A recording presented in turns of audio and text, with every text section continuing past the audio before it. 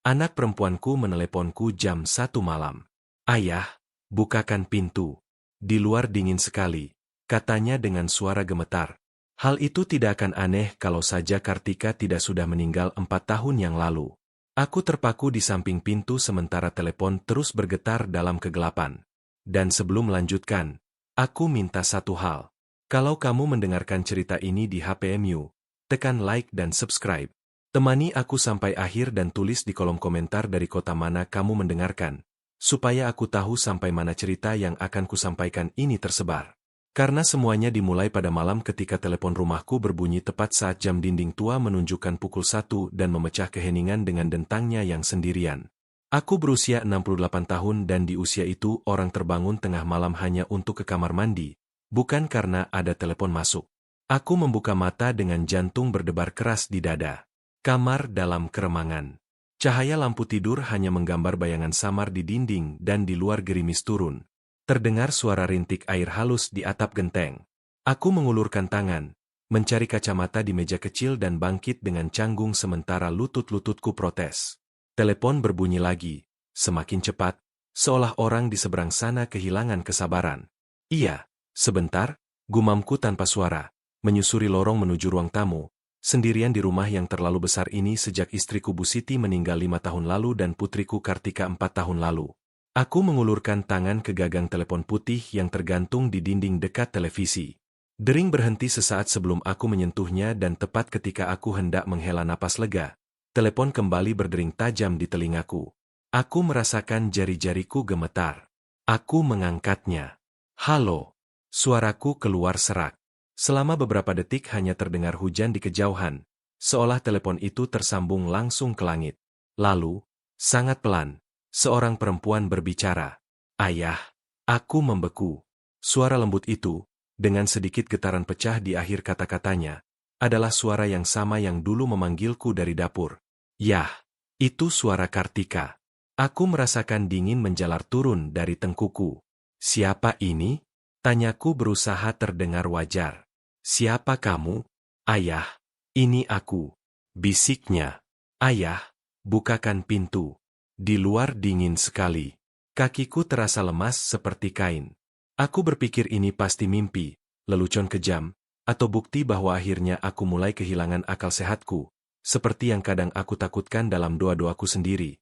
Jangan main-main dengan ini, kataku pelan, berusaha menegaskan suara. Anak perempuanku sudah meninggal 4 tahun lalu. Di seberang terdengar napas dalam, tertahan. Lalu suara itu mengucapkan sebuah kalimat yang membelah semua kenanganku menjadi dua. Ayah, kalau kita takut gelap, nyalakan cahaya di dalam hati. Dunia berhenti. Kalimat itu kami ciptakan berdua, pada suatu malam ketika listrik padam dan Kartika, yang masih kecil, menangis dalam kegelapan. Sejak saat itu, setiap kali dia takut, aku mengulang kalimat yang sama. Aku tidak pernah menceritakannya kepada siapapun. Tidak pernah menuliskannya dimanapun. Apa? Apa? Siapa kamu? Suaraku hampir tidak keluar. Ayah, ini Kartika. Jawab suara itu dengan keyakinan yang menyakitkan. Aku kedinginan. Tolong buka pintunya. Aku menatap ke arah pintu masuk. Dari ruang tamu aku bisa melihat siluet kusen pintu utama. Aku merasa seolah sesuatu menarikku ke sana. Kakiku mulai bergerak sendiri. Gagang telepon menempel di telinga. Kalau kamu memang Kartika, bisikku, katakan apa warna payung pertamamu. Ada keheningan sejenak lalu dia menjawab tanpa ragu. Biru. Aku merasa kehabisan napas. Payung biru kecil yang ayah belikan di pasar baru. Waktu itu kita pulang basah kuyup karena ayah lupa bawa payung. Ayah marah pada diri sendiri. Tapi aku malah tertawa terbahak-bahak. Telepon hampir jatuh dari tanganku. Kenangan itu terlalu persis.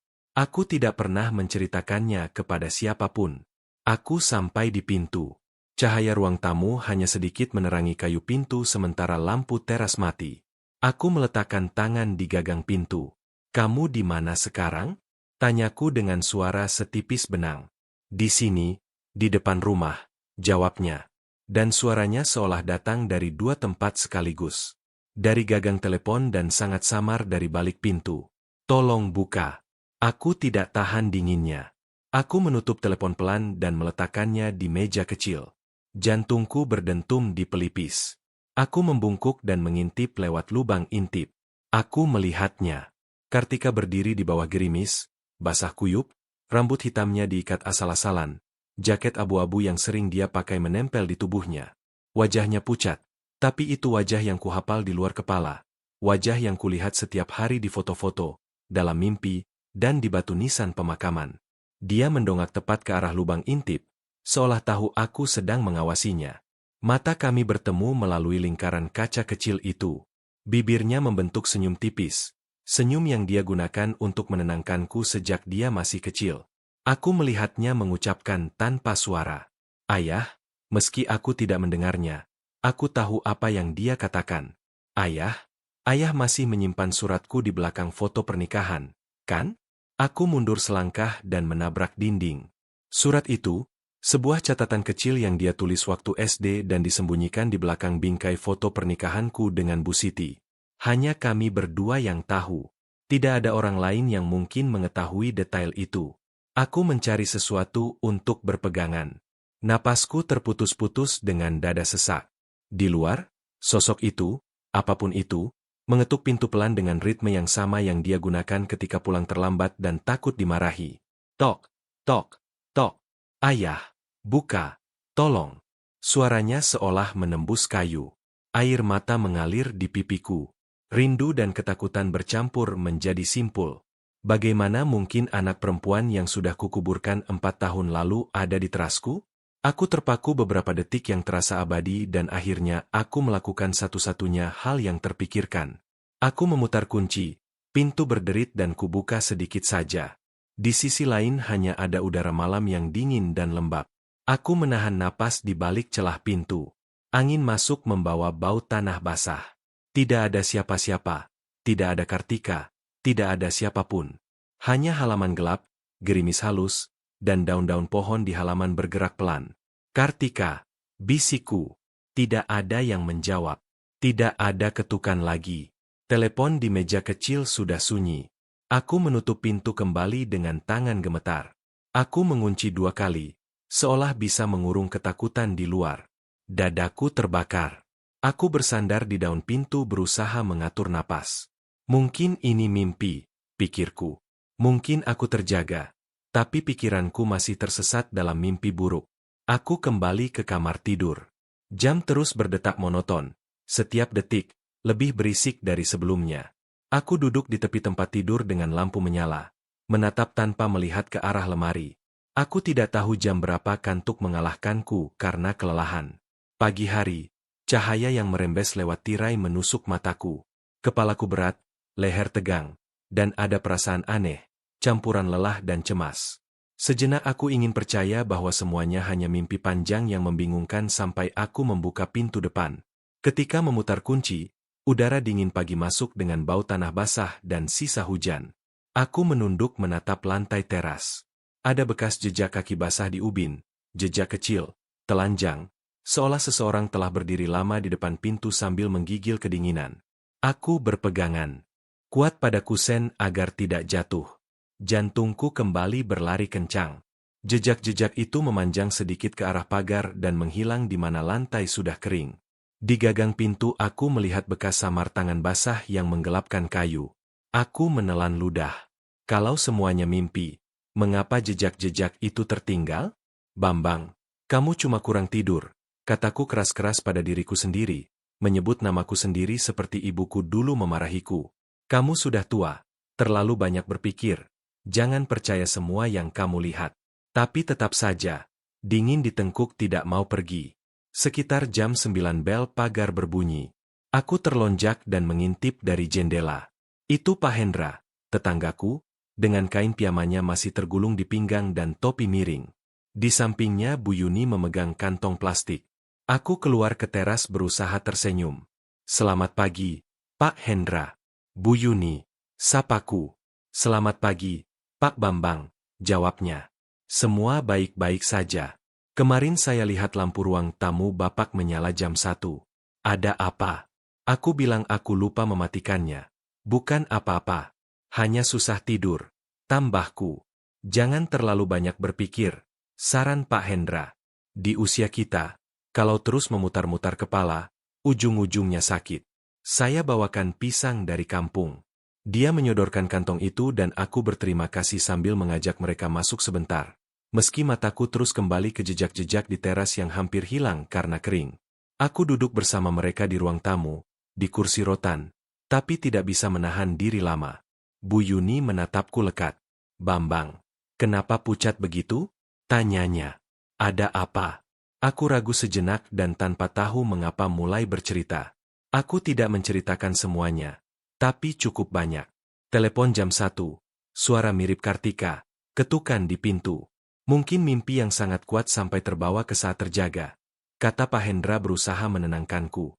Saya juga kadang begitu. Mimpi ibu saya masih hidup dan waktu bangun saya mencium baunya di bantal. Itu rindu. Bu Yuni mengangguk. Sholat malam, Pak Bambang, sarannya. Minta sama Allah supaya hati Bapak tenang dan kalau perlu pergi ke psikolog biar lebih tentram. Bicara itu baik untuk Bapak. Aku tersenyum. Meski dalam hati tidak sepenuhnya percaya kata-kata mereka, kami berpisah dengan sopan dan ketika pagar tertutup kembali, rumah kembali sunyi. Jejak-jejak di teras sudah hilang sama sekali. Kering, seolah malam itu telah menguap. Menjelang siang Dimas datang. Menantuku. Mobil putihnya berhenti di depan rumah. Dia turun dengan kemeja biru muda yang disetrika sempurna, celana bahan, dan tas kerja yang tak pernah lepas. Rambut disisir ke belakang, wajah tenang, ramah, terlalu sempurna. Selamat siang, Bapak, katanya sambil menjabat tanganku. Maaf datang tanpa kabar. Ada pasien yang batal dan saya sempatkan mampir melihat Bapak. Saya persilakan masuk. Parfum halusnya memenuhi ruang tamu. Di dinding, foto pernikahan Kartika dan Dimas memandang kami. Dia tersenyum. Dia dengan tangan di bahunya. Pak Hendra bilang Bapak susah tidur. Komentarnya sambil duduk di hadapanku. Ada apa? Aku ragu, tapi akhirnya menceritakan semuanya dengan lebih detail. Kalimat rahasia, penampakan di pintu.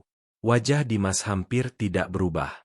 Kadang dia mengangguk seolah mencatat dalam kepala. Bapak masih sangat berduka, katanya akhirnya dengan suara yang dia gunakan di televisi saat wawancara sebagai psikolog. Itu wajar. Otak bisa menciptakan banyak hal ketika seseorang merindukan dan merasa bersalah. Saya tidak berhalusinasi, Dimas, bisikku. Jejak-jejak itu ada di sana. Mungkin ada tetangga atau anak muda yang lewat tanpa alas kaki, jawabnya. Tapi soal telepon, menurut pendapat saya, itu campuran kenangan yang muncul. Bapak dan Kartika sangat dekat dan dia meninggal secara tiba-tiba. Bapak belum berdamai dengan rasa bersalah itu. Aku menatapnya tidak tahu harus merasa tersinggung atau dipahami. Begini, Bapak, lanjutnya. Saya bisa membantu, bukan sebagai menantu, tapi sebagai psikolog. Datang ke klinik. Kita bicara dengan tenang. Itu bukan berarti Bapak gila, artinya Bapak tidak harus menanggung ini sendirian. Saya tidak mau diberi obat-obatan aneh, jawabku cepat. Dia tersenyum. Kita mulai dengan bicara saja.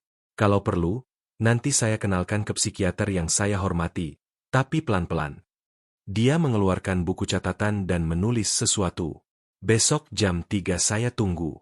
Sudah saya jadwalkan. Aku mengangguk karena sungkan. Setelah berbicara sebentar tentang hal-hal sepele, dia pamit. Sebelum keluar, dia menyentuh bingkai foto Kartika dengan tangannya. Saya merindukannya seperti Bapak, gumamnya. Saya juga. Hanya itu yang bisa kukatakan.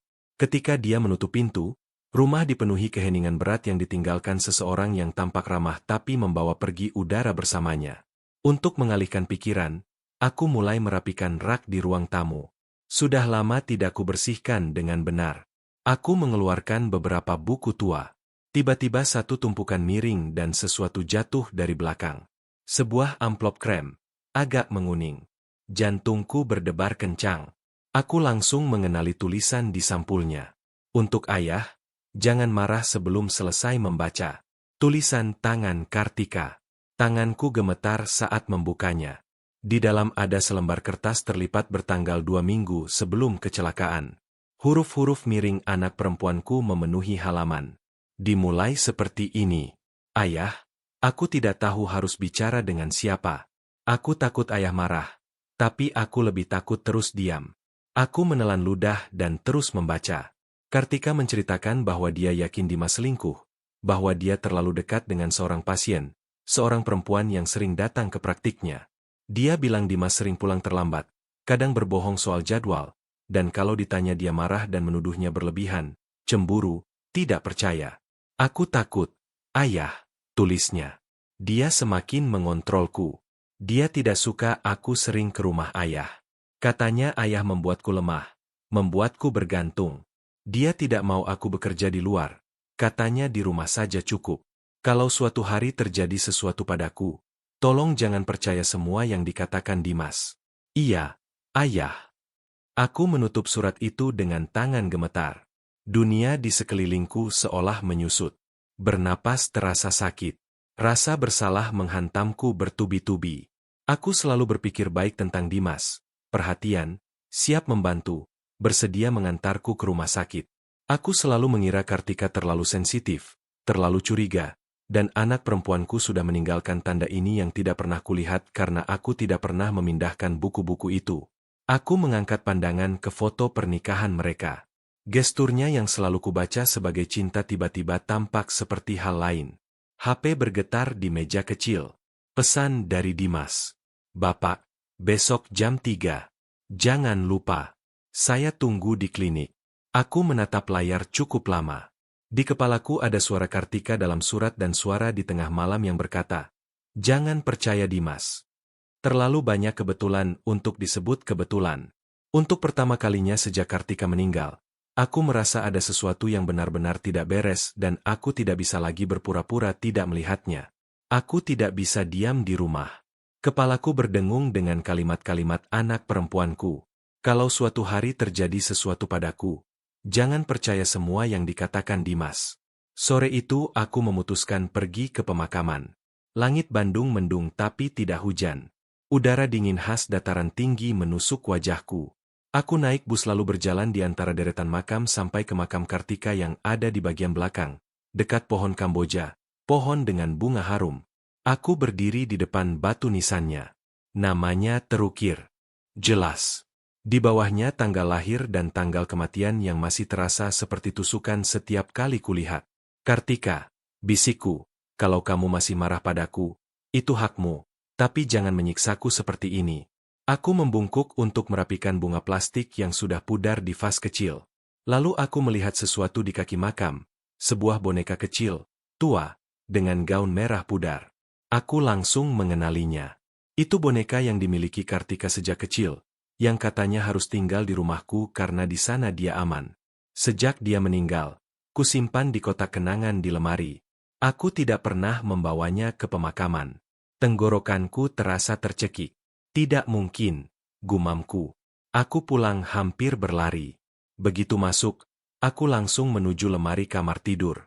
Kuturunkan kotak plastik tempat menyimpan barang-barang Kartika. Baju bayi, rapor SD, kartu ulang tahun. Kuaduk semuanya. Boneka bergaun merah tidak ada. Aku jatuh berlutut di lantai. Napas tersengal-sengal. Kalau bukan aku yang mengeluarkannya, siapa yang membuka kotak itu? Dimas tidak pernah tertarik pada barang-barang ini. Orang lain tidak punya akses. Atau mungkin itu Kartika, yang berkata di telepon bahwa dia terjebak antara hidup dan mati. Ketukan keras di pintu depan membuatku terlonjak. Om Bambang, panggil suara laki-laki muda. Ini aku, Rizky. Aku teringat seketika. Dia pernah berjanji kalau ada pekerjaan di dekat sini dia akan mampir. Aku membuka pintu. Itu keponakanku, anak adik laki-lakiku. Jaket jeans, ransel hitam, rambut agak berantakan. Dia sangat mirip adikku waktu muda. Halo, Om. Dia tersenyum. Maaf mendadak. Tadi ada liputan di radio dekat sini dan kepikiran mau mampir. Aku mempersilakannya masuk ke ruang tamu.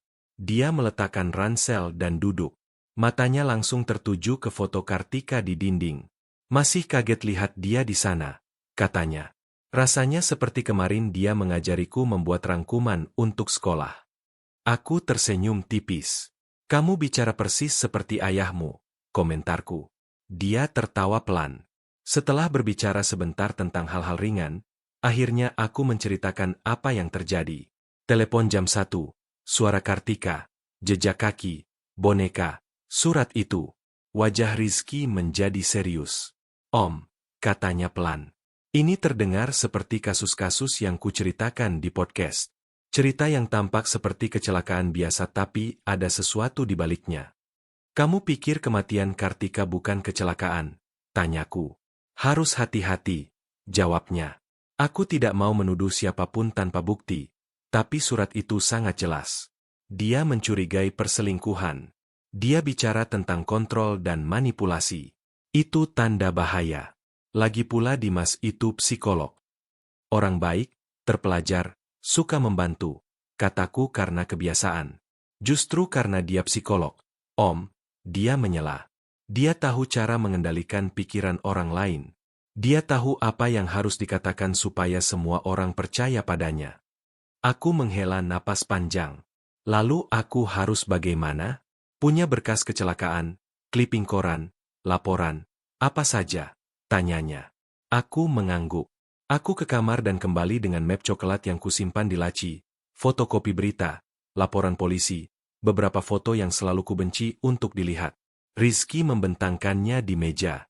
Matanya bergerak cepat dari satu kertas ke kertas lain. Lihat ini, tunjuknya ke sebuah berita. Di sini tertulis di lokasi ditemukan bekas pengereman yang aneh dan airbag tidak mengembang seperti seharusnya. Waktu itu aku membacanya tapi tidak mengerti. Polisi menulis kemungkinan kerusakan sistem dan selesai, ringkas Rizky. Tapi di banyak kasus yang pernah kutangani, airbag sengaja dinonaktifkan. Itu trik yang sering dipakai kalau seseorang ingin tabrakan terlihat seperti kecelakaan. Bulu kuduku berdiri. Kamu pikir Dimas sanggup melakukan itu? Bisiku. Aku tidak bilang begitu, jawabnya.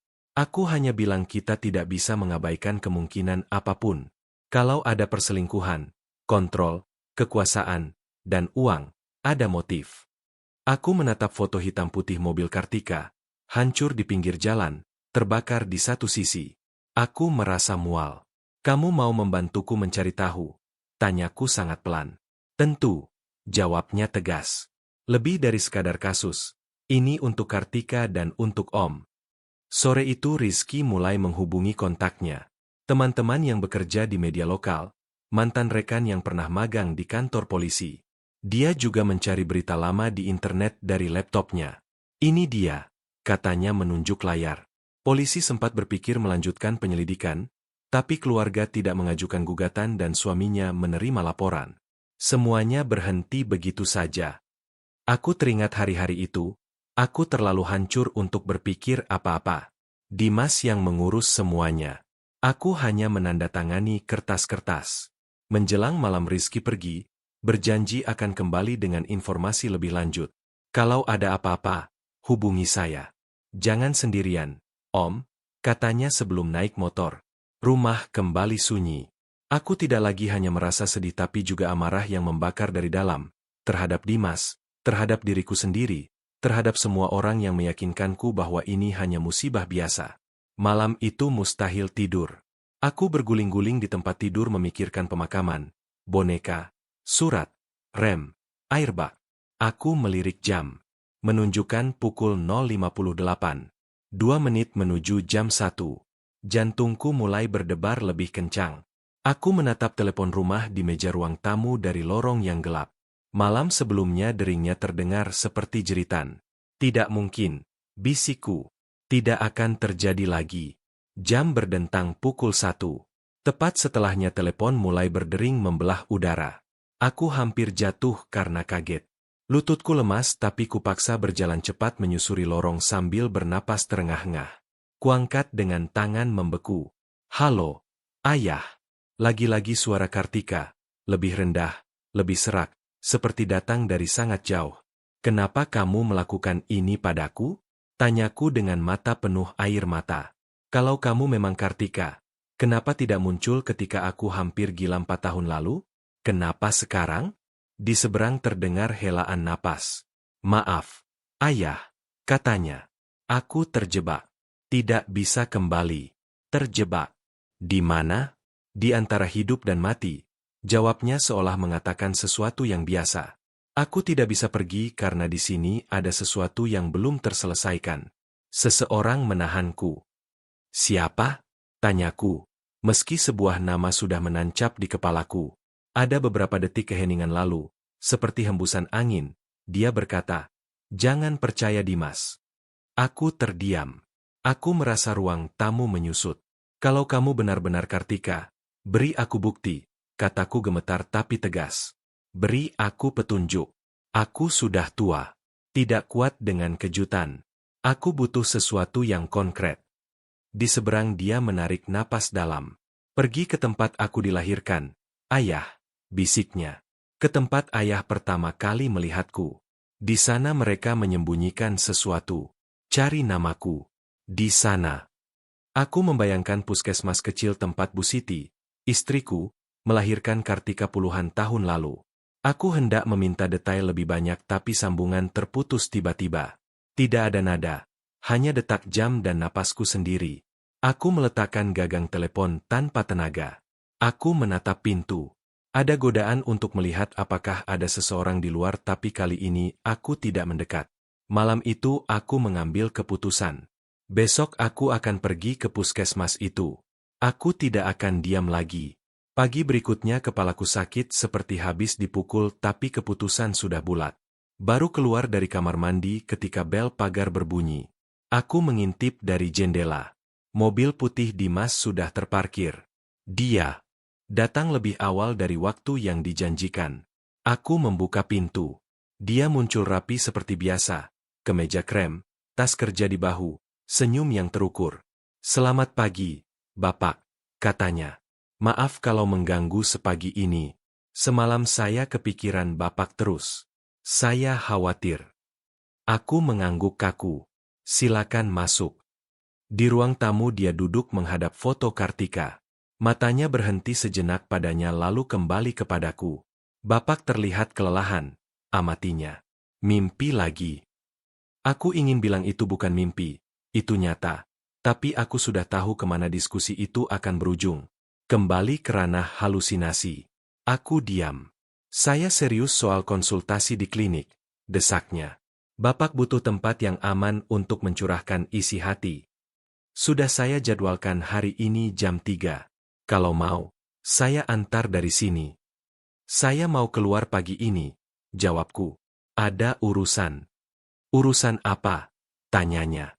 Suaranya tetap lembut tapi ada kekerasan halus di ujung kata-katanya.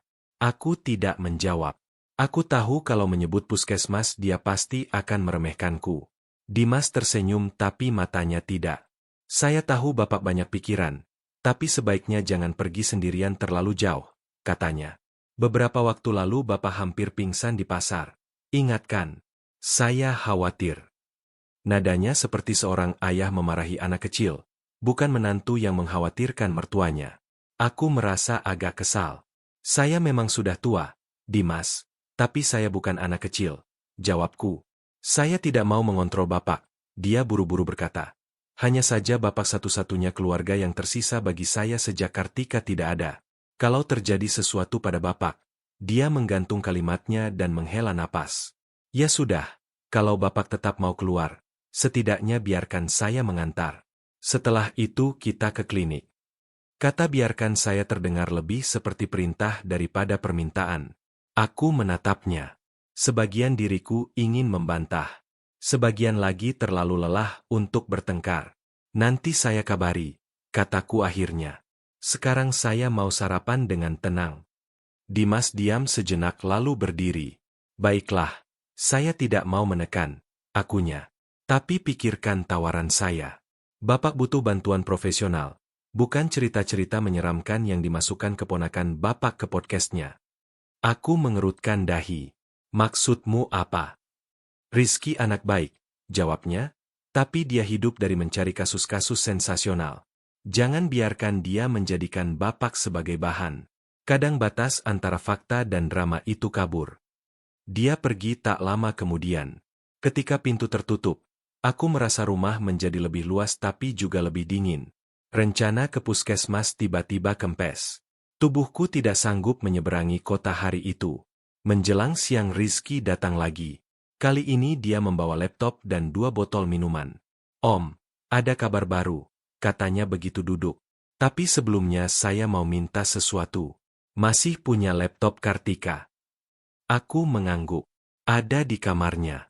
Saya tidak pernah berani membukanya. Boleh saya coba? Tanyanya. Mungkin ada email, catatan, sesuatu. Kami masuk ke kamar Kartika yang sudah bertahun-tahun hampir tidak tersentuh. Udara berbau debu dan barang-barang tersimpan. Di atas meja, laptop hitam itu masih tertutup. Tanganku sedikit gemetar saat mengangkat tutupnya. Rizky menyalakannya. Untungnya masih berfungsi. Password apa yang Kartika pakai? Gumamnya. Aku menatap foto di bingkai kecil. Kartika sedang tertawa. Dia tidak pernah suka password yang rumit, komentarku. Di HP dia pakai tanggal lahirku.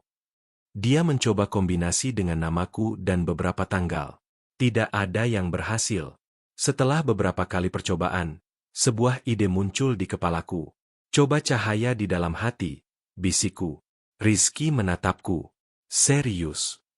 Aku mengangguk. Itu kalimat yang dia sukai sejak kecil. Rizky mengetiknya. Layar berputar sejenak dan terbuka. Aku tidak tahu harus merasa senang, takut, atau keduanya. Kami mulai memeriksa folder-folder. Ada laporan kerja, tabel-tabel membosankan, dokumen-dokumen yang tidak kupahami, sampai Rizky menemukan folder bernama pribadi dengan ikon gembok kecil tapi tanpa password. Di dalamnya ada beberapa teks dan salinan email. Lihat ini, katanya membuka file berjudul Kenapa Aku Takut? Tulisan Kartika memenuhi layar. Kami membaca pelan-pelan. Dia menceritakan bagaimana Dimas mulai melarangnya pergi ke pertemuan dengan rekan kerja, bagaimana dia marah kalau Kartika terlambat beberapa menit, bagaimana dia diam-diam memeriksa pesan dan panggilannya. Lalu dia berbicara tentang seorang pasien, seorang perempuan yang dalam file disebut F, yang tampaknya terlalu diperhatikan Dimas. Ada pesan-pesan larut malam, sesi-sesi yang tidak tercatat di agenda.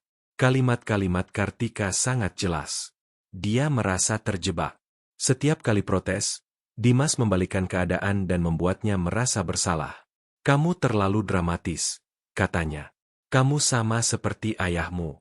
Dia yang mengajarimu tidak percaya pada laki-laki. Di bagian akhir ada satu kalimat yang membuatku ingin berteriak. Aku takut Dimas lebih memilih menyelamatkan reputasinya daripada nyawaku. Ya Allah, gumamku. Rizky mengatupkan bibirnya.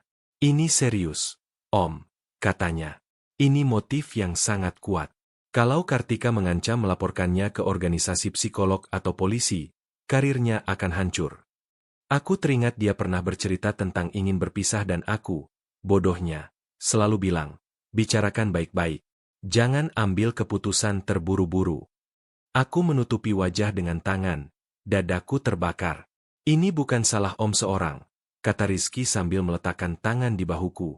Tidak ada yang tahu apa yang ada di kepala orang lain. Yang bersalah adalah yang menyakiti. Kami kembali ke ruang tamu dengan kepala penuh potongan-potongan. Rizky mulai menyusun teka-teki dalam pikirannya. Perselingkuhan, kontrol, kecelakaan aneh. Sore itu aku harus ke pasar membeli sayuran. Rizky menawarkan diri untuk menemani tapi ku bilang aku butuh udara segar. Biasanya keramaian, bau buah dan daging, suara para pedagang mengalihkan pikiranku. Kali ini tidak. Baru saja selesai menawar cabai ketika sesuatu membuatku berhenti mendadak. Di seberang jalan, dekat warung soto, seorang perempuan berdiri diam. Dia mengenakan jaket abu-abu, rambutnya diikat, dan di tangan kirinya ada payung lipat biru. Jantungku berhenti. Itu payung Kartika. Wajahnya dari jarak itu persis seperti wajahnya. Kartika, bisikku. Perempuan itu mengangkat tangan dan memberi isyarat kecil. Dengan jari telunjuk dia mengetuk 2 kali di pelipisnya. Itu gestur yang Kartika gunakan ketika aku memergokinya bolos les privat. Kantong belanjaanku hampir jatuh. Orang-orang di sekitarku melanjutkan aktivitas mereka. Tidak ada yang tampak melihatnya. Sebuah motor melintas di antara kami sedetik. Ketika lewat, perempuan itu sudah tidak ada. Aku berdiri mematung di tengah jalan, napas tidak teratur. Penjual soto menatapku heran.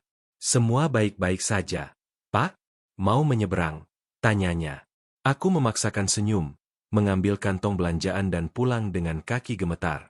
Malam itu, duduk di kursi rotan, aku menerima pesan dari Rizky. Om, saya menemukan sesuatu lagi tentang kecelakaan itu. Besok saya jelaskan langsung. Menurut saya ini bukan tabrakan biasa. Aku menatap layar tidak tahu harus merasa lega atau panik. Di luar, angin menggerakkan tirai tipis di jendela. Dalam pikiranku masih terbayang wajah Kartika di pasar dengan payung biru. Apapun itu, aku semakin yakin bahwa kematian anak perempuanku tidak sesederhana laporan polisi atau versi halus dari Dimas. Keesokan harinya Rizky datang pagi-pagi. Ekspresinya jauh lebih serius dari biasanya. Dia membuka laptop di meja ruang tamu. Saya sudah bicara dengan teman yang pernah magang di kantor polisi, katanya. Dia bisa melihat beberapa catatan internal kasus ini. Laporan resmi bilang kecelakaan tunggal, tapi di catatan, montir yang memeriksa mobil mencatat sesuatu lagi. Sistem rem menunjukkan tanda-tanda telah dimanipulasi. Dimanipulasi? Bagaimana? Tanyaku dengan suara tercekat. Seperti ada yang mengendurkan atau melepas komponen. Jelasnya, bukan keausan biasa. Hanya saja tidak ada cara membuktikan siapa yang melakukannya. Jadi kasusnya ditutup begitu saja. Aku merasa ruangan berputar. Dan airbag, bisikku. Menurut catatan itu, seharusnya mengembang tapi modulnya tidak berfungsi, lanjut Rizky. Lagi-lagi bisa dibilang rusak atau seseorang sengaja menonaktifkannya. Makanya saya bilang kecelakaan ini mencurigakan. Om, kalau begitu kita harus ke polisi lagi, kataku sambil memegang dahi. Bisa saja. Akunya. Tapi kalau kita datang hanya dengan kecurigaan, surat-surat lama, dan firasat, mungkin mereka buka berkas sebentar lalu tutup lagi. Kita butuh sesuatu yang lebih kuat. Apa itu? Tanyaku. Mencari tahu apa yang disembunyikan Dimas. Jawabnya. Dia memegang banyak rahasia Kartika dan orang-orang lain. Aku menatapnya khawatir. Apa yang kamu rencanakan, Rizky? Dia menghela napas. Saya punya teman yang kerja sebagai cleaning service di klinik Dimas. Dia bilang kadang Dimas tinggal sendirian di sana malam-malam dan ada satu ruangan yang tidak boleh dimasuki siapapun. Saya rasa kita perlu lihat apa yang dia simpan di ruangan itu. Ide itu membuatku takut sekaligus penasaran luar biasa. Kamu mau masuk ke sana? Bisikku. Bukan berarti saya mau. Dia tersenyum pahit. Tapi seseorang harus melakukannya. Kalau Om berani ikut. Sore itu kami menyusun rencana dengan bantuan temannya Agus, petugas kebersihan kurus di klinik. Agus bersedia membukakan pintu samping malam-malam ketika sudah tidak ada orang. Saya tidak ikut naik. Dia memperingatkan dengan gugup. Kalau ada apa-apa, saya yang kena masalah. Tapi kalau kalian perlu keluar cepat, kirim pesan saja. Tanganku dingin tapi aku mengangguk. Malam tiba. Klinik Jiwa Harmoni, Dimas psikolog klinis, berdiri putih dan tampak tidak berdosa di jalan yang tenang. Kami naik lewat tangga samping yang ditunjukkan Agus. Beberapa lampu lorong mati. Dengungan AC adalah satu-satunya yang memecah keheningan. Aku pernah ke sana di siang hari. Ruang tunggu bersih, musik lembut, bau minyak aromaterapi. Di malam hari semuanya tampak seperti panggung kosong. Rizky membuka pintu ruang praktik Dimas dengan kunci yang diberikan Agus. Ruangannya persis seperti yang kuingat. Sofa abu-abu untuk pasien, kursi kerja, meja kecil dengan tisu dan jam kecil. Ruangan khusus yang disebut Agus ada di belakang sana. Bisik Rizky menunjuk pintu kayu sederhana di sudut. Katanya itu arsip rekam medis dan rekaman. Pintunya terkunci. Rizky mengeluarkan klip dan obeng kecil. Dari mana kamu belajar itu? Tanyaku nyaris tanpa suara. Teman-teman kuliah. Jawabnya. Jangan khawatir, Om. Kita hanya mencari kebenaran. Butuh beberapa menit yang terasa seperti 1 jam bagiku. Akhirnya kunci berbunyi klik dan terbuka. Di dalam ada ruangan sempit dengan rak-rak dan lemari arsip. Di meja kecil ada komputer tua dan beberapa hard disk eksternal berjejer. Rizky mengambil yang berwarna hitam dengan label. Rekaman, sesi, tahun 1 sampai 4. Ini dia, gumamnya. Dia menghubungkannya ke laptopnya.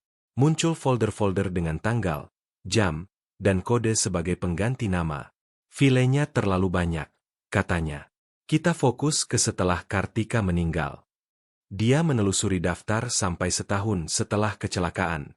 Coba yang ini. Dia membuka sebuah video. Kamera ada di sudut ruang praktik, agak miring. Di kursi seperti biasa, Dimas mencatat. Di sofa, seorang perempuan duduk menyamping. Wajahnya hanya terlihat separuh, tapi begitu dia bicara, darahku membeku. Seringkali aku merasa tidak termasuk dalam keluargaku, katanya. Seperti seumur hidup jadi tamu. Mereka baik padaku tapi aku tidak mirip mereka dan aku tidak tahu siapa diriku sebenarnya. Nada suaranya, cara menghela napas, bahkan gestur tangannya ada sesuatu dari Kartika. Tidak identik tapi terlalu mirip. Kamu ingat kapan perasaan itu mulai? Tanya Dimas dalam rekaman dengan lembut. Sepertinya sejak kecil. Dia tertawa tanpa kegembiraan. Aku tahu aku diadopsi. Orang tuaku sudah memberitahu. Tapi semakin banyak hal yang tidak cocok. Tanggal lahirku, cerita kelahiranku. Seperti cerita yang ditempel dari potongan-potongan. Mataku terpaku ke layar. Rizky melirikku sekilas dan terus menonton. Jadi kamu merasa hidupmu bukan milikmu. Simpul Dimas. Perempuan itu mengangguk. Kadang aku berpikir di suatu tempat ada orang-orang yang benar-benar keluargaku dan aku bahkan tidak tahu nama mereka. Kami menonton beberapa sesi. Di salah satunya, perempuan itu berkata sambil tertawa gugup, orang tuaku bilang aku lahir di Bandung sini, tapi suatu kali ibuku salah bicara. Dia bilang aku lahir di klinik kecil yang sekarang hampir tutup. Dia langsung mengoreksi diri tapi sudah terlanjur terucap. Aku merasa lantai terbuka di bawah kakiku. Klinik kecil yang hampir tutup di kota ini. Tempat yang sama di mana Kartika dilahirkan. Aku tidak pernah benar-benar merasa di rumah, lanjut perempuan itu. Kadang aku bermimpi ada perempuan lain yang memanggilku anak dengan suara berbeda. Aku tidak tahu itu mimpi atau sesuatu yang lain. Rizky menghentikan video. Ruangan terasa lebih sempit dari sebelumnya. Om dengarkan, bisiknya. Ini terlalu kebetulan.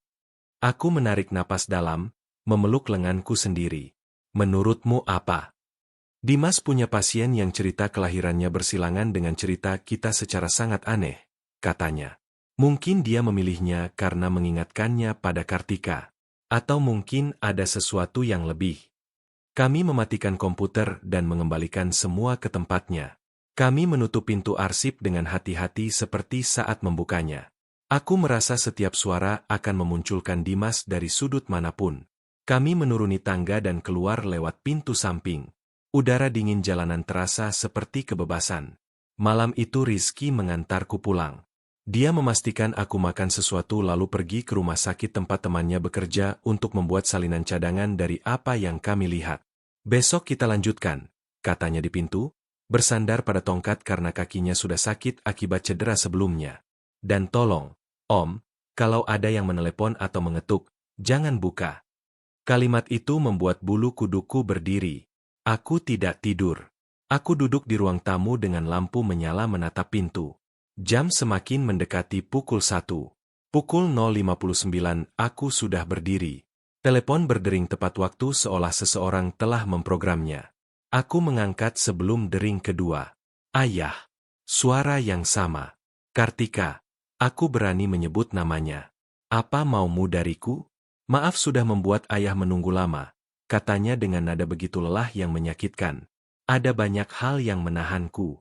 Dia tidak mau aku bicara. Dia? Siapa? Meski aku sudah tahu jawabannya. Orang yang ayah percaya. Jawabnya. Orang yang semua orang kira baik. Air mata mengalir di wajahku. Kamu minta aku pergi ke puskesmas tempat kamu lahir. Aku teringat. Kenapa? Karena di sanalah semuanya dimulai. Bisiknya. Di sana mereka menulis namaku lalu menghapusnya. Mereka berbohong padamu. Ayah. Mereka berbohong tentang aku. Aku menekan dadaku. Kalau ayah ingin tahu siapa yang berjalan di depan rumah setiap malam jam 1, tambahnya, pergilah ke sana, ke tempat aku dilahirkan, tempat mereka mengeluarkanku.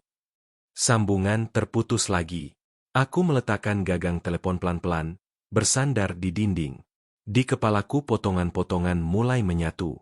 Kecelakaan aneh, surat, pasien yang tidak merasa bagian dari keluarganya, puskesmas kecil, kemungkinan adopsi gelap. Malam itu ketakutanku berubah bentuk. Aku tidak lagi begitu takut pada hantu, tapi pada kemungkinan bahwa 40 tahun hidupku dibangun di atas kebohongan besar. Besok aku tidak hanya akan pergi ke puskesmas. Aku akan memaksa siapapun yang perlu bicara untuk buka mulut. Pagi itu langit kelabu dan dingin ketika Rizky dan aku naik bus menuju puskesmas Harapan Bunda di pinggiran Bandung, tempat Kartika dilahirkan. Om yakin kuat? Tanyanya sambil berpegangan pada tiang. Aku sudah terlalu lama diam, jawabku. Kalau tidak sekarang, tidak akan pernah. Kami turun di dekat sudut jalan berdebu dan berjalan menyusuri gang sempit. Di ujungnya berdiri gedung tua dengan papan nama pudar, Puskesmas Harapan Bunda. Catnya mengelupas. Halamannya sepi. Di loket pendaftaran hanya ada seorang perempuan paruh baya dengan selendang coklat dan kacamata. Papan nama di dadanya bertuliskan Mbak Rina. Permisi. Aku mendekat. Saya Bambang. Istri saya Bu Siti melahirkan di sini tahun 80-an.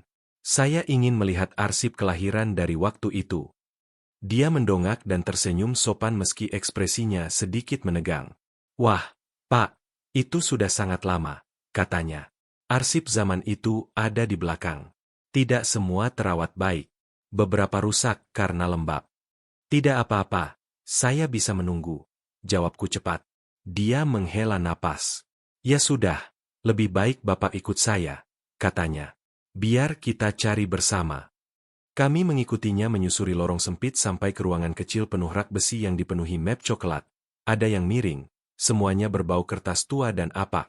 Ini arsip dekade itu, tunjuknya. Tapi saya beritahu, dokter yang menangani waktu itu sudah meninggal. Dokter Wiranto wafat beberapa tahun lalu. Nama itu membuat perutku terasa dikunci. Aku mengingatnya samar-samar. Pria berkacamata, suara datar, tangan cekatan. Kami mulai mencari. Rizky mengeluarkan map-map dan membaca tanggal di label. Setelah beberapa saat dia berseru, sepertinya ini. Tanggalnya sama dengan kelahiran Kartika. Di dalamnya ada formulir yang ditulis tangan. Di satu lembar tertulis Ibu Siti, Ayah Bambang. Di kolom jumlah bayi yang dilahirkan tertulis 1, tapi di atasnya ada bayangan angka lain yang sudah dikoreksi. Seperti seseorang menulis sesuatu yang berbeda lalu menutupnya. Tintanya sudah tua, kata Rizky pelan. Kelihatannya dulu tertulis sesuatu yang lain. Tenggorokanku terbakar. Apa artinya ini? Mbak Rina mendekat dan mengerutkan dahi. Saya tidak bisa bilang, jawabnya. Saya tidak bekerja di sini waktu itu. Tapi memang bertahun-tahun ada desas-desus tentang dokter yang memanipulasi data kelahiran. Sesuatu tentang adopsi di bawah tangan. Adopsi, ulangku hampir tanpa suara. Begitulah yang dibicarakan, akunya. Tapi tidak pernah terbukti. Zaman itu hal-hal seperti ini dikubur cepat. Tidak ada yang mau cari masalah. Kepalaku berdengung. Apa hari itu ada kelahiran lain? Tanyaku. Bayi lain. Mbak Rina memeriksa lembar-lembar lain di map yang sama. Di sini tertulis hanya ada satu kelahiran hari itu, jawabnya. Tapi lihat ini. Dia menunjuk kode kecil di sudut dan coretan aneh lainnya. Rizky bergumam. Ini sangat aneh. Ada angka-angka yang tidak cocok. Aku harus berpegangan pada meja agar tidak jatuh. Beberapa tahun lalu, tambah Mbak Rina, ada pasangan tua yang datang menanyakan kelahiran dari waktu itu. Mereka bilang anak perempuan mereka diadopsi di sini lewat dokter itu. Saya periksa semua dan tidak menemukan apa-apa di catatan resmi. Hanya catatan-catatan lepas seperti ini. Mereka pulang dengan tangan kosong. Keheningan memenuhi ruangan. Bisakah saya minta fotokopi kertas-kertas ini? Tanyaku akhirnya. Tentu, jawabnya lembut. Tunggu sebentar. Kami keluar dari sana dengan beberapa fotokopi di tangan. Angin di luar lebih dingin. Di bus pulang aku menatap kertas-kertas itu berulang kali. Angka yang dikoreksi, kode-kode, tanda tangan dokter. Kata adopsi berputar di kepalaku seperti lalat. Om, kata Rizky hati-hati. Kemungkinan besar ada sesuatu yang disembunyikan pada hari istri Om melahirkan. Kamu pikir selain Kartika ada bayi lain? Bisikku.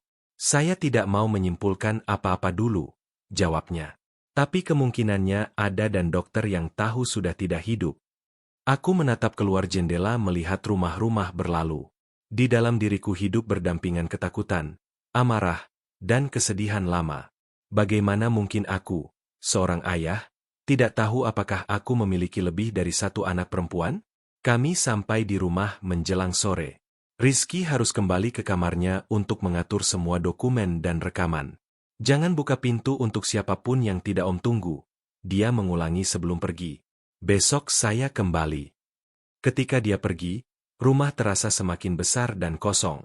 Aku mencoba menyiapkan makan malam tapi sulit berkonsentrasi untuk memotong sayuran. Pikiranku terus kembali ke puskesmas, ke Dokter Wiranto, ke pasangan yang pulang dengan tangan hampa. Menjelang malam aku menyalakan semua lampu. Biasanya aku hemat listrik. Malam itu aku ingin tidak ada sudut yang gelap. Tak lama setelah jam 8 terdengar suara rem mendecit keras di luar, disusul bunturan motor ke tanah dan beberapa teriakan. Aku keluar ke teras dengan jantung di tenggorokan. Di ujung jalan para tetangga berkerumun di sekitar seseorang yang tergeletak di samping motor yang terjatuh. Aku mengenali jaket dan ranselnya. Rizky. Aku berteriak. Aku berjalan secepat mungkin dengan lutut yang protes. Dia terbaring di tanah, pucat, wajahnya meringis kesakitan. Om, bisiknya ketika melihatku. Remnya tiba-tiba blong. Sudah dipanggil ambulans? Tanyaku hampir menangis. Sudah dalam perjalanan, jawab salah satu tetangga. Sepertinya kakinya patah tapi dia sadar. Rizky menggenggam tanganku. Om, tolong. Dia terengah-engah. Jangan sampai ransel saya hilang. Semuanya ada di sana. Tenang, aku meyakinkannya. Saya yang jaga. Ambulans datang. Aku ingin ikut tapi dia memaksaku tetap di rumah. Saya kirim pesan, katanya sambil menggertakkan gigi ketika mereka mengangkatnya. Saya butuh Om tetap aman. Aku pulang dengan ransel tersampir di bahu, gemetar. Dalam hitungan jam aku menemukan bahwa persalinan istriku tidak seperti yang kukira dan keponakanku hampir terbunuh karena rem yang tiba-tiba tidak berfungsi. Aku meletakkan ransel di kamarku dan duduk sejenak di ruang tamu untuk bernapas. Aku ganti baju dan mandi air panas untuk menenangkan saraf. Dengan rambut masih basah, aku masuk ke ruang makan sambil mengeringkan tangan dengan handuk kecil dan berhenti mendadak. Ada seseorang duduk di meja membelakangiku. Seorang perempuan, rambutnya diikat ekor kuda sederhana, jaket abu-abu tersampir di bahu. Di meja ada 2 cangkir teh. Dari salah satunya masih mengepul asap tipis. Aku terpaku. Perempuan itu berbalik pelan. Itu wajah Kartika, persis seperti tahun-tahun terakhir sebelum meninggal. Tanpa luka, tanpa darah, hanya ekspresi tenang dan sedikit sedih. Ayah, katanya dengan suara lembut. Maaf masuk tanpa bilang-bilang. Aku tidak tahu harus berteriak atau ambruk. Kartika, ini kamu? Aku tergagap. Dia tersenyum sedikit. Ayah mau aku jadi apa? Tanyanya. Kalau ayah mau ini hanya mimpi, aku bisa menghilang. Kalau ayah mau ini nyata, aku tetap duduk di sini. Kata-katanya aneh, tapi kepalaku terlalu penuh untuk menganalisis. Aku hanya melihat bagaimana dia memegang cangkir dengan telunjuk dan jari tengah di pegangan, ibu jari di atas, 2 jari lainnya menyangga bagian bawah, persis seperti Kartika. Dia menunjuk kursi di hadapannya. Duduk. Ayah baru dari puskesmas. Pasti lelah. Aku duduk seperti ditarik benang tak terlihat. Kamu tahu? Tanyaku. Kamu tahu tentang puskesmas itu? Aku tahu banyak hal, jawabnya pelan. Mereka berbohong padamu. Ayah. Mereka mengambil sesuatu darimu dan orang yang ayah percaya terus berbohong sejak saat itu. Aku menatapnya lekat-lekat. Dia identik dengan Kartika tapi ada sesuatu yang sangat halus berbeda dalam caranya mengerutkan dahi, dalam tatapannya. Kupikir mungkin karena cahaya atau tahun-tahun ketiadaan. Aku tidak mengerti. Gumamku. Kamu ini apa? Roh? Halusinasi? Anak lain? Aku sudah tua. Jangan permainkan kepalaku.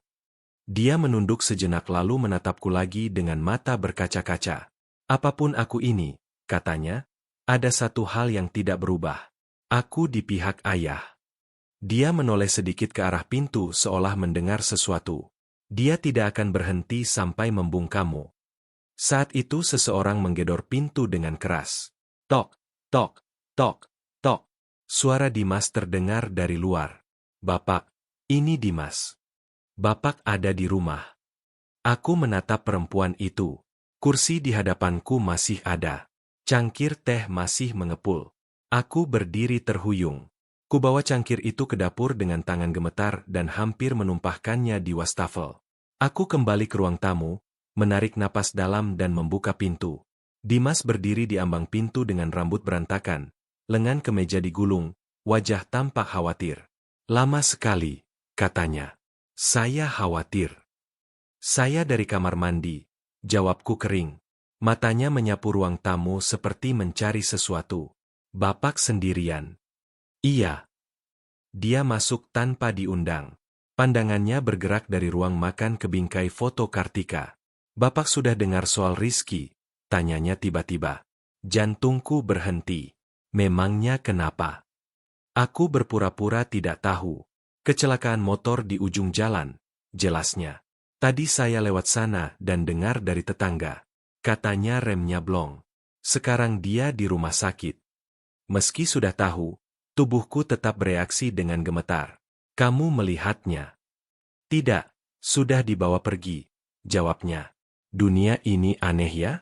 Orang yang terlalu ikut campur urusan orang lain kadang dapat tanda supaya berhenti. Kata-katanya membuatku membeku. Maksudmu apa? Aku menghadapinya. Dia tersenyum tipis. Tidak ada yang khusus. Saya bicara secara umum. Duduk, Pak. Kami duduk berhadapan. Dia mencondongkan badan sambil menyatukan tangan. Saya rasa kondisi Bapak semakin memburuk, katanya tanpa basa-basi. Mendengar suara-suara, melihat orang yang tidak ada. Sekarang keponakan Bapak kecelakaan. Semua ini bisa berhubungan dengan stres, kurang tidur, pikiran yang kacau. Saya tidak gila, Dimas. Potongku. Ada hal-hal buruk yang sudah terjadi sejak dulu. Bapak mau mulai lagi soal kecelakaan Kartika. Dia menghela napas. Polisi sudah menyelidiki. Kartika sendiri yang bilang jangan percaya padamu, kataku dengan suara meninggi. Matanya menyipit sedetik tapi segera kembali ke ekspresi lembutnya. Surat yang Bapak temukan itu tulisan gadis muda yang kewalahan dengan masalah rumah tangga, katanya. Tapi dia sudah tidak ada. Yang tersisa Bapak dan saya. Kita keluarga. Kata keluarga terasa seperti jebakan bagiku. Saya tidak mau ada yang memanfaatkan Bapak, tambahnya. Keponakan Bapak Rizky misalnya. Dia hidup dari cerita-cerita sensasional. Bisa saja dia menjadikan Bapak sebagai bahan. Bapak mau begitu. Aku diam.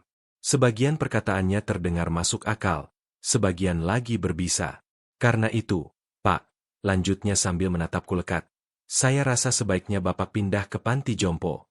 Yang bagus, ada perawat, ada dokter. Saya yang urus semua administrasinya. Harta Bapak akan terlindungi. Bapak tinggal istirahat. Aku teringat kata-kata perempuan di meja tadi. Dia tidak akan berhenti sampai membungkamu. Biar saya pikir dulu, kataku pelan. Dimas menghela napas dan mengangguk. Baiklah, tapi jangan lama-lama. Bapak tidak bisa terus begini. Dia berdiri sambil merapikan kemejanya. Sebelum pergi dia menatapku lama.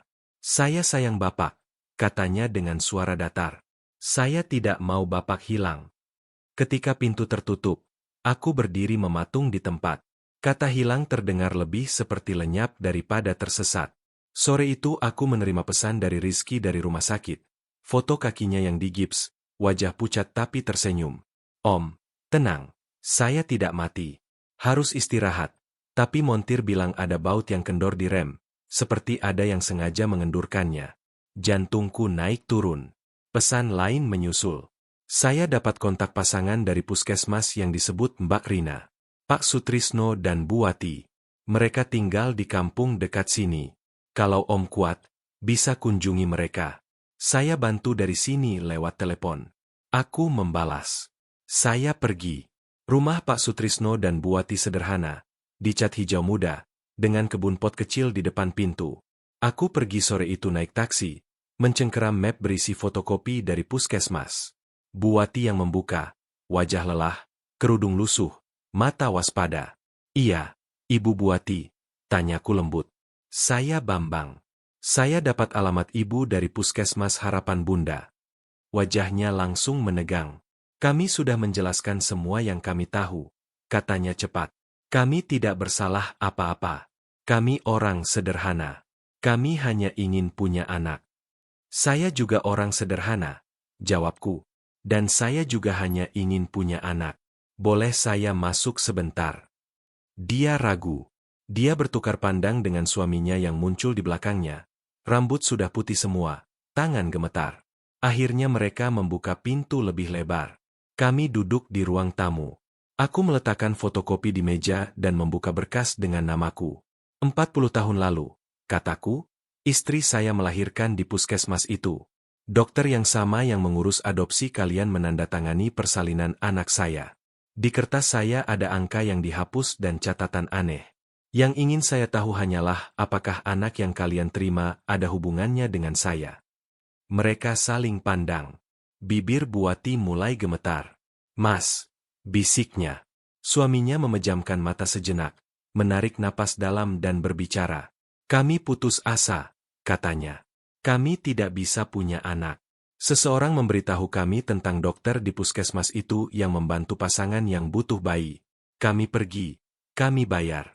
Dokter bilang bayinya dari gadis miskin yang tidak sanggup membesarkannya, bahwa bersama kami dia akan lebih baik. Dia tidak menyebut nama. Tanyaku. Tidak pernah. Sangkalnya. Dia hanya bilang, jangan banyak tanya. Dan kami menurut. Air mataku mengalir. Di mana anak itu sekarang? Tanyaku dengan suara pecah. Di sini bersama kami, jawab Buati. Kami beri nama Melati. Dia sudah dewasa tapi bertahun-tahun bingung tentang siapa dirinya. Dia tahu dia diadopsi. Selalu bertanya tentang asalnya. Kami tidak punya jawaban. Nama itu menusukku. Melati. Pasien dalam rekaman tidak pernah menyebutkannya, tapi ceritanya terlalu cocok. Kami pergi ke puskesmas, tambah Pak Sutrisno. Kami bertanya. Mungkin itu yang diceritakan ke Mbak Rina. Tapi kami pulang dengan tangan kosong. Karena itu kami membawanya ke psikolog untuk membantu kecemasannya. Psikolog yang ramah, elegan, terpelajar, sambung Buati. Dimas. Dadaku sakit meski aku sudah menduganya. Sejak kapan dia menemuinya? Pertama kali kira-kira setahun setelah berita kecelakaan istri psikolog terkenal itu muncul, jelas Pak Sutrisno. Istri saya bilang, mirip sekali dengan Melati. Sejak itu dia tidak tenang sampai kami membawanya ke psikolog itu tanpa tahu dia adalah sang duda. Lalu, awalnya dia membaik, kata Buati. Setelah itu dia mulai pulang terlambat dari sesi, kadang basah kuyup, bilang dia mengobrol lama. Kalau kami tanya, dia marah dan bilang kami tidak mengerti sakitnya. Aku membayangkan perempuan berjaket abu-abu, payung biru, suara di telepon, dan keyakinan bahwa Dimas ada di balik semuanya. Dalam perjalanan pulang, angin sore menerobos jendela taksi. Aku bukan lagi sekadar duda yang bersedih. Aku merasa seperti pria yang terdorong untuk berjuang. Malam itu jam 11 telepon rumah kembali berdering. Ayah, suara perempuan itu terdengar kelelahan. Aku capek. Dia memaksaku terus datang. Dia memberitahuku apa yang harus kukatakan. Dia bilang ayah harus percaya padanya atau semuanya hancur. Siapa dia? Tanyaku meski tidak perlu. Yang selalu pakai kemeja rapi dan parfum lembut. Jawabnya. Yang bilang ayah gila. Mataku berkaca-kaca. Kalau begitu, ayo kita buat dia berhenti memerintah, kataku. Tapi aku butuh kamu jujur padaku. Mau membantuku. Ada keheningan panjang. Lalu suara itu menjawab dengan pecah. Aku takut. Ayah. Tapi iya. Aku sudah lelah diam. Kami menutup telepon. Aku mengambil HP-ku. Jari-jariku gemetar saat menulis pesan untuk Dimas. Saya sudah memikirkan soal panti jompo. Besok jam 11 malam, datang ke rumah bawa dokumennya. Saya mau bicara berdua saja dan tanda tangan. Aku mengirim pesan dan menarik napas dalam. Aku tidak akan lagi menunggu malam mendatangiku. Akulah yang akan memanggil monster ke ruang tamuku. Keesokan harinya perutku sakit seharian karena tegang. Sore hari Rizky menelepon dari rumah sakit. Om serius mau menerimanya malam ini. Suaranya parau. Iya, jawabku. Saya muak dengan kebohongan. Kalau begitu rekam semuanya, pintanya. Letakkan HP dengan perekam menyala di sudut. Kalau Om bisa membuatnya bicara soal Kartika, soal Melati, soal rem, soal adopsi, saya punya teman polisi yang bisa bergerak cepat dengan rekaman audio. Saya akan lakukan, janjiku. Menjelang sore, aku merapikan rumah. Bukan membersihkan, hanya menyingkirkan benda-benda dari ruang tamu yang bisa jadi senjata di tangannya. Aku meletakkan HP di rak buku dengan perekam menyala, disamarkan di antara dua novel. Jam menyeret angka-angkanya menuju pukul 11. Pukul 11:05 aku mendengar suara mesin mobilnya berhenti di depan rumah. Aku mengintip dari balik tirai. Mobil putih seperti biasa. Aku keluar sebelum dia memencet bel. Silakan masuk, kataku. Permisi, jawabnya dengan senyum tipisnya. Dia masuk, meletakkan tas kerjanya di samping sofa dan melihat sekeliling seperti memastikan tidak ada orang lain. Bapak terlihat lebih tenang, amatinya. Saya senang. Kamu bawa dokumennya? Tanyaku. Dia mengangguk. Dia mengeluarkan map yang tersusun rapi. Ini surat kuasanya. Jelasnya. Kalau Bapak tanda tangan, saya bisa mengurus semua situasi Bapak. Urusan panti jompo, keputusan medis, pengelolaan uang Bapak. Bapak tidak perlu khawatir apa-apa. Aku mengambil map itu tapi tidak membaca semuanya. Aku melihat kata-kata seperti perwakilan, kewenangan keputusan, harta benda. Kalau saya tanda tangan ini, kataku pelan, saya menyerahkan seluruh hidup saya padamu. Saya bisa dipercaya, Pak, jawabnya ramah. Saya keluarga Bapak. Aku menutup map. Ayo bicara jujur. Matanya menyipit. Maksud Bapak. Saya sudah ke Puskesmas Harapan Bunda, kataku langsung. Saya lihat akta persalinan Bu Siti. Di sana tertulis kami punya satu bayi tapi angka yang dihapus menunjukkan mungkin lebih dari satu. Dan saya bertemu pasangan yang mengadopsi bayi dari dokter yang sama di hari yang sama. Namanya Pak Sutrisno dan Bu Wati. Mereka bilang anak perempuan mereka yang juga lahir hari itu sudah bertahun-tahun terapi denganmu. Wajahnya mengeras sedetik. Tangannya yang tadinya santai menegang di lutut tapi suaranya tetap lembut. Itu 40 tahun lalu. Bambang. Dokternya sudah meninggal. Mudah saja orang mencampur adukan cerita. Anak itu namanya Melati, potongku. Mereka cerita dia sangat cemas melihat berita kecelakaan istrimu, perempuan yang sangat mirip dengannya, sampai akhirnya datang ke praktikmu. Kamu sendiri yang bilang, pasien dengan masalah identitas di kota yang sama. Menarik kan?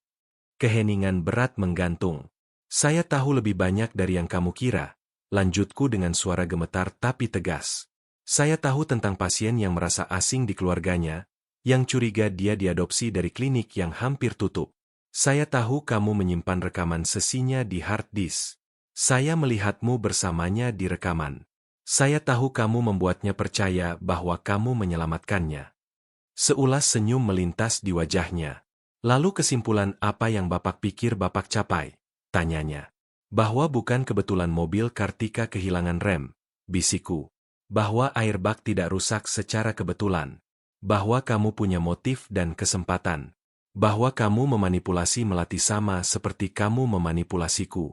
Dan kamu menggunakan kemiripannya dengan anak perempuanku untuk mempermainkan hatiku.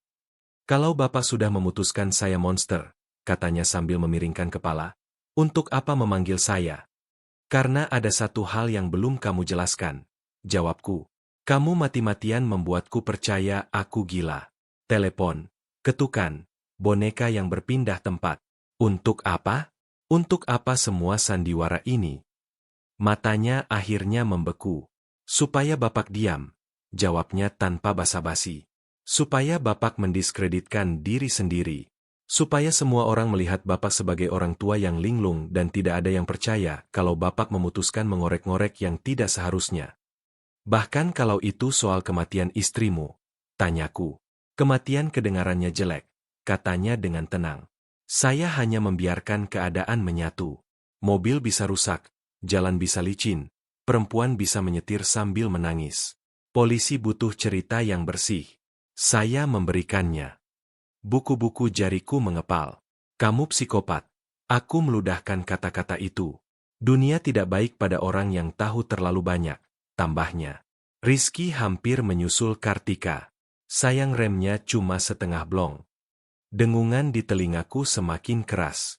Aku hampir menerjangnya tapi tepat saat itu terdengar ketukan lembut dari luar. Tok, tok, tok. Kami berdua menoleh. Jangan buka. Perintah Dimas sambil berdiri mendadak. Jam segini banyak orang aneh lewat. Jantungku berdebar kencang. Dia datang untuk saya. Jawabku. Bukan untukmu. Aku berjalan ke pintu dengan kaki lemas. Didorong sesuatu yang lebih kuat dari rasa takut. Aku mengintip lewat lubang intip. Dia ada di sana. Perempuan berjaket abu-abu, rambut diikat, mata bersinar. Ayah, aku kedinginan. Bibirnya bergerak pelan. Buka. Aku memutar kunci dan membuka pintu lebar-lebar. Dia melangkah masuk. Udara dingin jalanan masuk bersamanya. Aku bisa merasakan Dimas di belakangku. Tegang. Kartika. Bisikku. Perempuan itu menatapku dan menggeleng pelan. Dia tersenyum tipis. Bukan, katanya. Namaku Melati. Waktu seolah berhenti. Suaranya sedikit lebih dalam. Gerak-geriknya hampir identik. Aku merasa mundur selangkah. Ayah, waktu kami lahir kami kembar, katanya pelan. Aku dan Kartika. Tapi aku dijual ke keluarga lain. Aku tumbuh di rumah di mana aku tidak pernah cocok, merasa ada yang kurang, sampai aku bertemu dia. Dia menunjuk dengan gerakan minimal ke arah Dimas. Dialah orang pertama yang memberitahuku bahwa darahku sama dengan darah istrinya. Air mata memenuhi mataku. Kenapa kamu tidak pernah datang langsung? Tanyaku. Kenapa semua ini lewat telepon, jejak, kaki, boneka? Karena dia bilang harus begitu. Jawabnya dengan suara pecah. Dia mengajariku kalimat-kalimat, kenangan, rahasia. Dia bilang kamu membuangku untuk memilih kakakku. Bahwa kamu pantas diberi pelajaran. Bahwa kamu hanya akan percaya kebenaran kalau dibuat ketakutan. Aku menatap Dimas. Wajahnya pucat tapi matanya berapi-api. Kamu yang memberinya kenangan kami, kataku. Kalimat tentang cahaya di dalam hati, surat tersembunyi, boneka itu. Saya punya akses ke semuanya, jawabnya dengan angkuh. Ke laptop Kartika, ke HP-nya, ke videonya. Selagi dia tidur saya bisa membaca dan mendengar. Kekuasaan ada di tangan yang menguasai informasi. Pak. Saya hanya menggunakannya. Melati menatapku dengan air mata mengalir. Aku pikir dia menyelamatkanku, katanya. Bahwa akhirnya ada yang memahami kehampaan dalam diriku. Dia menunjukkan hasil tes DNA dari sikat gigi Kartika dan sampelku. Dia bilang, lihat, ayahmu memilihmu untuk ditinggalkan. Dia memilih kakakmu dan meninggalkanmu. Aku dipenuhi kebencian. Karena itu aku menerima rencananya. Meneleponmu jam 1 malam, meletakkan boneka di makam, keluar masuk rumahmu, menakut-nakutimu, semua yang dia suruh. Aku mendekat dan menggenggam tangannya. Hangat, sangat nyata. Nak, bisikku, kamu juga anak perempuanku. Kamu tidak bersalah apa-apa. Melati menangis lebih keras. Yang kamu lakukan memang salah. Tapi lebih salah lagi apa yang mereka buat kamu percaya, tambahku. Adegan yang mengharukan, potong Dimas tiba-tiba dengan suara tajam. Ayah dan anak bertemu kembali untuk menuduhku bersama-sama. Dia mengeluarkan sesuatu dari tas kerjanya. Sebuah suntikan berisi cairan bening. Tenang, Pak, katanya. Ini cuma obat penenang. Bapak akan tidur agak lama. Besok semua orang akan percaya Bapak mengalami episode. Orang tua yang mengigau, ketakutan oleh suara-suara. Tidak ada yang akan mendengarkan tuduhan Bapak. Dia melangkah ke arahku. Aku mundur dan tersandung karpet. Melati berdiri di depanku. Jangan sentuh dia, katanya. Minggir, perintahnya. Tanpa saya kamu akan tetap tersesat tanpa tahu siapa dirimu. Tanpa kamu Kartika masih hidup, jawabnya gemetar. Lalu semuanya terjadi sangat cepat. Dimas menerjang ke arah kami. Melati berusaha merebut suntikan. Mereka bergumul. Aku melihat jarum bergoyang. Aku melihat sekeliling dengan panik dan mengambil vas bunga berat dari meja kecil. Tanpa berpikir aku menghantamkannya ke punggung Dimas dengan seluruh tenaga yang tersisa. Kaca pecah. Air berceceran. Dia kehilangan keseimbangan, terbentur pinggir meja rendah dan terguling jatuh dekat tangga menuju halaman belakang kecil. Dia terbaring merintih. Suntikan terlempar jauh menggelinding ke sudut. Aku gemetar dari kepala sampai kaki. Melati berpegangan di lenganku. Sama gemetarnya. Di luar, tetangga mulai berteriak. Seseorang bertanya, "Pak Bambang, semua baik-baik saja?" Di kejauhan untuk pertama kalinya dalam waktu lama aku mendengar suara jelas sirene mendekat. Malam itu untuk pertama kalinya aku merasa Dimas berhenti menjadi bayangan yang menggerakkan semua benang di balik senyum dan jas putihnya. Untuk pertama kalinya aku merasa cerita ini ada di tangan kami. Hari-hari berikutnya adalah campuran polisi, ambulans, dan kesaksian. Dimas tidak mati. Beberapa tulangnya patah dan kepalanya terluka tapi dia tetap sadar. Namun kali ini terlalu banyak mata dan telinga. Beberapa tetangga melihatnya memegang suntikan. Dan yang paling penting, Rizky datang terpincang-pincang dengan gipsnya, ditemani teman polisi mudanya, dan mereka membawa rekaman audio malam itu. Di ruang tamu mereka memutarnya lewat pengeras suara. Suara Dimas berbicara tentang baut rem yang dikendurkan, tentang airbag, tentang manipulasi terhadap Melati dan rencana untuk membuatku tampak gila. Perutku mual mendengarnya tapi polisi itu mengangguk, mencatat mental setiap bagian. Dengan ini dan dengan dokumen dari puskesmas, ditambah kesaksian Pak Sutrisno dan Buati, kami punya cukup bukti, katanya. Dia tidak akan bisa bersembunyi di balik gelarnya. Beberapa minggu kemudian nama Dimas mulai muncul di semua berita. Psikolog terkemuka terlibat dalam kematian istrinya dan penipuan terhadap banyak pasien. Di TV mereka menampilkan fotonya dan gambar kecil Kartika di sudut. Aku mematikan televisi setiap kali melihatnya. Rizky memanfaatkan kontaknya di radio dan podcastnya. Dia membuat seri khusus tentang kasus ini. Aku takut dia memperlakukannya seperti tontonan, tapi ketika dia menyuruhku mendengarkan, aku memutarnya. Ini bukan cerita hantu, katanya di salah satu episode. Ini cerita tentang bagaimana seseorang bisa menggunakan rasa sakit orang lain untuk mengontrol pikiran dan kehidupan mereka. Aku mendengar kata-katanya duduk di kursiku dengan foto Kartika di depan, mengelus bingkainya. Proses pengadilan lambat seperti biasa, tapi kali ini aku tidak sendirian. Setiap kali polisi memanggilku untuk memberikan kesaksian, Melati duduk di sampingku dan menggenggam tanganku di bawah meja. Hubungan kami tidak sembuh seketika. Awalnya kami dua orang asing yang disatukan oleh darah dan cerita yang bengkok. Kadang aku memanggilnya Kartika tanpa sengaja. Kadang dia menatapku seperti bertanya-tanya, apakah semua ini benar? Suatu sore, beberapa minggu kemudian, kami duduk bersama di teras. Angin Bandung membawa gema anak-anak bermain di kejauhan. Waktu kecil ayah merindukan seseorang yang tidak ayah tahu siapa, tanyanya tiba-tiba. Iya, jawabku tanpa berpikir. Sering sekali aku bermimpi punya lebih dari satu anak perempuan. Aku bangun dengan perasaan ada yang kurang dan memarahi diriku sendiri, mengira itu hanya kesepian. Dia tersenyum sedih. Aku juga bermimpi tentang ayah lain, katanya. Bukan Pak Sutrisno. Suara lain. Memanggilku, Nak, dengan cara yang membuat dadaku sakit. Seperti sekarang. Mataku berkabut. Maafkan aku, bisikku. Maafkan aku karena tidak mencarimu, karena tidak tahu kamu ada. Ini bukan salah ayah, sangkalnya. Yang bersalah dokter yang mencuri seorang anak dari ayah dan menjualnya ke keluarga lain. Dan kemudian Dimas yang mempermainkan semua orang. Kita korban, ayah.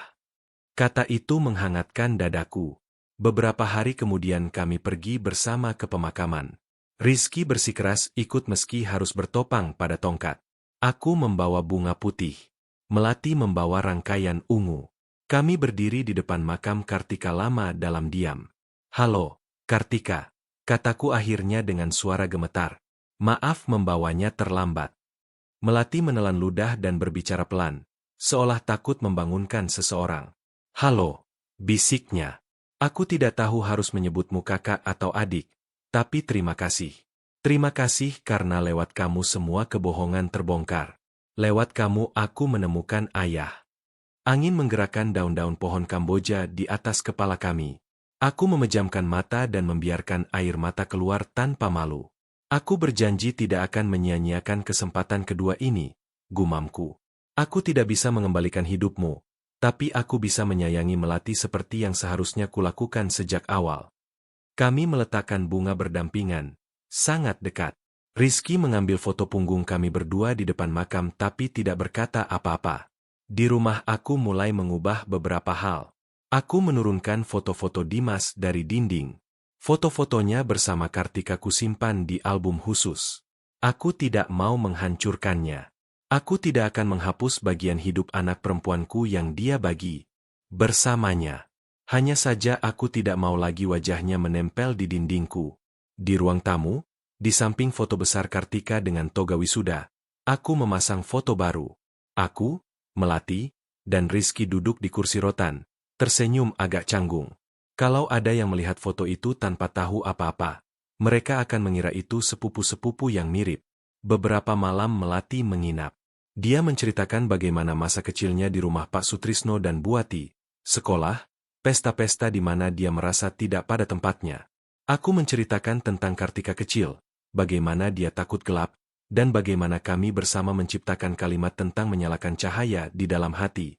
Kami tidak berusaha mengisi semua kekosongan, hanya berbagi sedikit demi sedikit agar luka itu menyakitkan tapi bisa ditanggung. Berbulan-bulan kemudian, ketika Dimas sudah resmi ditahan menunggu persidangan, suatu malam aku terbangun tanpa alasan yang jelas. Karena kebiasaan, aku melirik jam. Menunjukkan pukul 0.58. Dulu melihat jam itu akan membuat jantungku melompat ke tenggorokan. Kali ini aku hanya menghela napas. Aku keluar dari kamar dan berjalan menyusuri lorong. Telepon rumah diam di atas meja kecil. Lampu-lampu mati kecuali lampu kecil di ruang tamu. Dari kamar tamu terdengar suara video yang teredam. Melati tertawa melihat sesuatu di HP-nya. Tak lama kemudian ada pesan masuk di grup yang dibuat Rizky untuk kami bertiga. "Keluarga. Itu suara-suara kehidupan, bukan hantu." Aku berdiri di depan pintu utama yang sekarang hanya dikunci satu putaran. Tidak ada bayangan di seberang, tidak ada jejak kaki basah, tidak ada ketukan lembut. Hanya malam yang dingin, lebih bersahabat daripada bermusuhan. Jam berdentang pukul 1. 1 dentang, lalu hening. Aku tersenyum. "Jam 1 malam lagi," gumamku. "Kamu tidak membuatku takut lagi." Aku kembali ke kamar tapi sebelumnya berhenti di depan foto-foto di dinding. "Selamat malam, Kartika," bisikku. "Selamat malam, Melati." Aku mematikan lampu. Rumah tenggelam dalam kegelapan yang tenang. Bukan kegelapan mengancam seperti dulu, tapi kegelapan yang bisa kudamaikan. Dan untuk pertama kalinya dalam 4 tahun aku tertidur tanpa menunggu telepon yang berdering jam 1 malam.